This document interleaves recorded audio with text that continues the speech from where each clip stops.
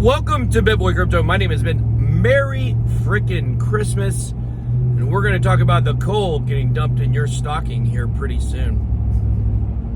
Guys, first and foremost, like I said, Merry Christmas. You guys hope you're celebrating with your family. What am I doing all alone in my truck on Christmas Day? Well, we had, opening the gifts with the kids this morning. They said it was the best Christmas ever. We don't go overboard with Christmas, so nothing really. I got my daughter like a little Apple Watch from Gab Wireless, and then my son, he got a laptop, and then my other son, he got a brand new baseball bat, killing it for his middle school team he made this year. So it's a pretty good Christmas, and we're really excited about the holiday season. But what am I doing? What? I'm going to the gym. We're going to my mom's house later today. It's about 3 o'clock, or at 3 o'clock, we're going to be going to my mom's house. So I got a couple hours.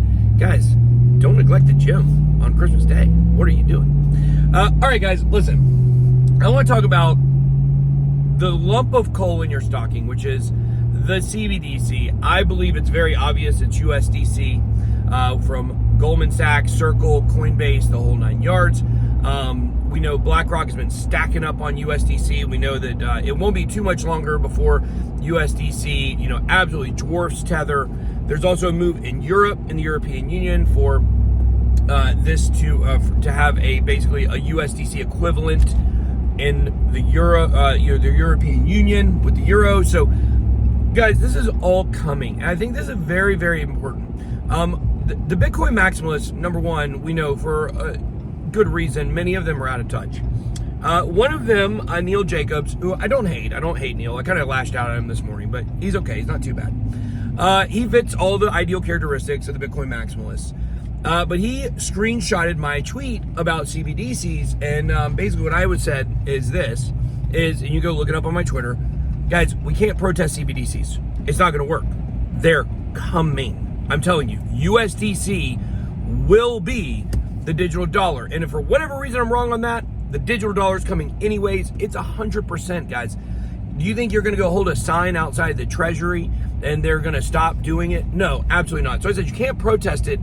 The smart thing we can do is we can create smart regulations around the CBDC. We've got many people in Congress who have already been, throwing warning signs and red flags out there saying that, CBDCs are bad, we don't want them. Well, once again, I'm telling you guys, we're not going to be able to stop them. What you want to do is you want to be able to create smart crypto smart regulation around them. And look, guys, I want everybody to understand this, okay? The idea of regulation, I talk about it a lot. We have a bill in Congress. You guys know that. I had a dream that we could make it public on Groundhog's Day. Gosh, I hope it's not that long. Hope it's like January 2nd is what I'm hoping. But the point here is that, you hear me talk a lot about regulation around social media, a lot about regulation around crypto. And look, what if we do to crypto what we did to social media? Okay. Social media was allowed to run totally unchecked. And now you see what's been going on with the Twitter files, right? With like Elon Musk says, every conspiracy theory you had about Twitter working with the government and suppressing voices, literally every single one of them turned out to be correct. He said, I don't even know of one conspiracy that turned out not to be correct. Okay. Why? Because when Web 2 came out, when social media came out, when stealing people's data and privacy came out, no one created any regulation. It was free for all. Okay. I am not super pro regulation in everything. Okay. But you have to understand that crypto is at its infant stage here. It still is in the infant stage. And if we get bad regulation out front, that's going to set the course for the next 20 or 30 years. It's going to ruin a lot of people's lives. Same thing with social media. That's what we should have done, but we didn't do. And now we're having to go back. And we thought that Section 230 was, if you understand what that is, social media, we thought that was going to be enough to curb bad actors. It wasn't. And there was basically nothing put on top of it. I believe a bill I want to push at some point is buying fake engagement for politicians. It should be illegal. Your normal Joe Blow, whatever, you can go buy fake likes. I've never paid for a fake like, fake engagement, a fake retweet, things like that. So The fact is that there's a lot of people out there using that, and they use it to their advantage, and it's bad. Well, that should have been established as we got social media going, not way back on the retroactive. Because there's been people that have been able to grow powerful accounts or look powerful, look legitimate, and really they were just buying followers and tweets and likes the whole time. So here's what I will tell you about CBDCs. We're at the exact same point. We're actually ahead of these right now. We're ahead of CBDCs. You have basically China and a few other countries that have rolled them out. The China one's been a huge disaster. But the fact is that we have a real opportunity here to set the course, okay? Going to the Treasury and holding out a sign and saying, oh, Mr. Government, don't come in with digital currency that you can control, that's not happening. Why are people so concerned about CBDCs? It's because of the fact the government's going to monitor every transaction, and you're going to be in a situation where possibly you won't be able to spend your own money, which is a huge disaster, right?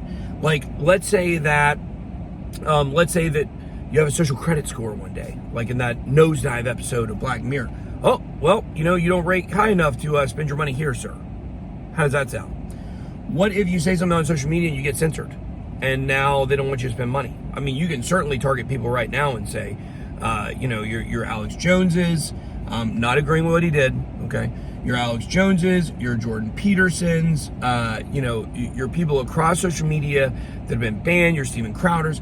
You have to know the government would be cracking down on those people, not allowing them to spend money a long time ago. Now, that is a walking advertisement for Bitcoin. I do believe Bitcoin eventually takes over. I'm just not a crazy maximalist, and I think it's going to happen tomorrow. It's going to happen 20 years down the road, probably. A CBDC that's controlled and permissioned will certainly be an advertisement for Bitcoin. A girl on Twitter responded, I think Shannon Michaela, I think that's her name. Maybe I'm getting it wrong.